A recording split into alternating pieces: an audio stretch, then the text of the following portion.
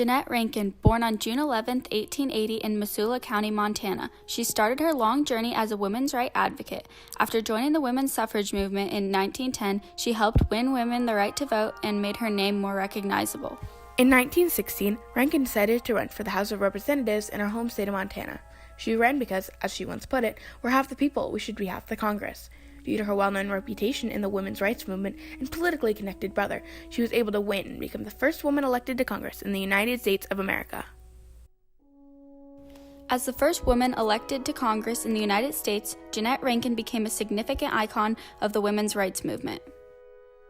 Elected in Montana in 1916, she left a triumphant and timeless legacy for many to follow, escaping the tragic place women were put in patriarchal America. The road to equal rights was still rocky and long, but before Jeannette Rankin, other women ran in elections. However, most of them were tragically unsuccessful. In 1866, Elizabeth Cady Stanton ran for the House of Representatives, but only got 24 votes out of the 12,000 casted.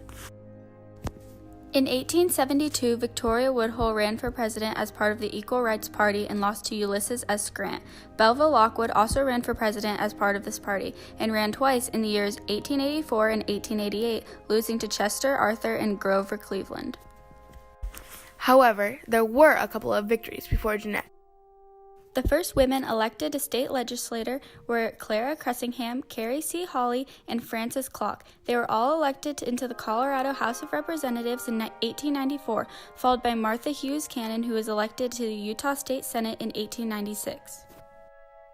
These victories were all huge milestones, but it wasn't until Jeannette Rankin was triumphantly elected to the U.S. House of Representatives in 1916 that women were finally in the Capitol. Of course, even Jeannette had to start somewhere. She was born on June 11, 1880 in Missoula County, Montana, the eldest of 7 kids. Her only brother, Wellington D. Rankin, was a state public official and helped with her campaign later on. But before Jeannette could get elected, she had to be known. At age 27, Rankin began her path towards activism. She began as a social worker in 1909 and later moved to Seattle to attend the University of Washington, where she became involved in the women's suffrage movement. She began by simply hanging posters, but later worked as a lobbyist for the National American Women's Suffrage Association in 1910. Her work only began to grow from there. Rankin began to travel the nation giving speeches anywhere she could. At times, even if she couldn't get into a hall to speak, Rankin would stand giving speeches in the streets. For 4 years, Rankin worked for different suffrage groups, spoke to congressmen, and spoke to many state legislatures. By continuously pushing on and committing herself to gaining gender equality, she eventually helped win women the right to vote in her home state of Montana in November of 1914. This was not just a monumental accomplishment for Rankin, but it was also what pushed her to do something bigger than just giving speeches. It's what pushed her to run to be the first woman in Congress. Rankin's activist friends disapproved of her running for election, since they thought it would tarnish their reputation and disgrace their hard work. However, Rankin showed them wrong in 1916 when she was elected. Before Rankin was elected, though, she needed to run. Her campaign was hard, but with lots of determination and a few well-chosen strings that she pulled, she was able to win. Her brother, Wellington D. Rankin, was one of the key assets to her campaign being as successful as it was because he was connected in the government. Because of all this, Rankin was able to win with over 22,000 votes, while her closest opponent only had around 15,000. Rankin was a member of the 65th Congress. After she won, the suffragists no longer disapproved of her, as evident of them escorting her to the Capitol as seen here. Rankin did great work in office, but one of her notable points was that she said no. When Congress was asked by President Wilson to declare war on Germany for World War I, Rankin was part of the 50 that voted no since she wanted to keep her beliefs. She told Congress, "I wish to stand for my country, but I cannot vote for war." In 1918, Rankin opened a debate in Congress on an amendment that would give women across the nation the right to vote. Sadly, the amendment passed through the House, but not through the Senate. As Rankin once said, "You take people as far as they will go, not as far as you would like them to go." Fortunately, after Rankin left office in 1919, a similar amendment passed through both House and Senate and became known as the 19th Amendment, and women were officially allowed the right to vote in all U.S. states. After her unsuccessful campaign in 1918, Rankin spent plenty of time out of office as a lobbyist and speaker for the National Council of the Prevention of War from 1929 to 1939.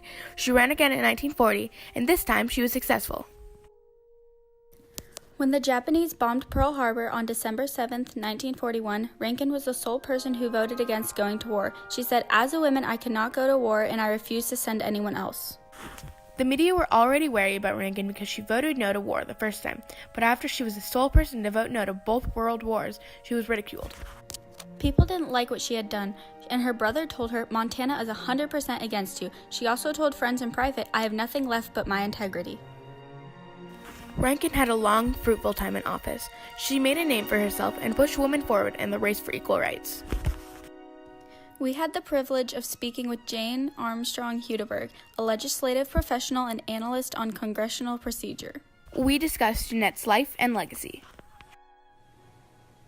Hello, my name is Jane Armstrong Hudeberg. I'm a legislative professional. My whole career's been in Congress and also the Maryland State Legislature. Anytime you have the first person to do anything, that opens the door for other people, because other people are watching that and saying, wow, if she could do it, then maybe I can do it as well.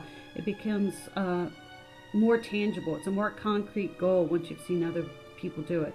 And then any woman who's run for elected office really has to be somebody with strong convictions as well. And while they look for other people for inspiration, they also have to have the fortitude within themselves to go for it. So it's a combination. Jeannette Rankin certainly inspired a lot of people who came after her.